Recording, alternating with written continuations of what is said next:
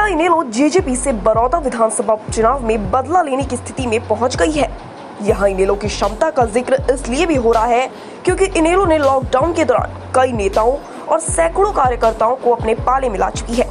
इनमें से बड़ी संख्या में नेता और कार्यकर्ता वो हैं जो कभी पहले इनेलो में हुआ करते थे, लेकिन जैसे ही इनेलो से जेजेपी का जन्म हुआ तो वो इनेलो से अलग हो गई। सोनीपत जिले की बड़ौदा विधानसभा सीट पर उपचुनाव होना है और इस उपचुनाव से पहले इनेलो ने ताबड़तोड़ नेताओं को अपनी पार्टी में शामिल किया गया है। ओम प्रकाश चौटाला और अभय चौटाला अब पूरे फॉर्म में नजर आ रहे हैं। चुनाव लड़ चुके, विधायक रह चुके या चुनाव लड़ने की इच्छा रखने वाले नेता और कार्यकर्ता तो इनेलो के साथ जुड़े ही हैं। और तो और मायावती की पार्टी बसपा की तो पूरे प्रदेश कार्यकारिणी की लगभग अब चश्मे वाली हो गई है।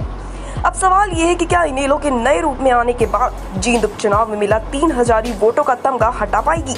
इसी तमगे ने इनेलो को लोकसभा और विधानसभा चुनाव में बड़ा नुकसान पहुंचाया है और ऐसा 100% मान सकते हैं कि 3000 तमगा इनेलो को थमाने वाला कोई और नहीं बल्कि इनेलो से निकली पार्टी जेजेपी ही है।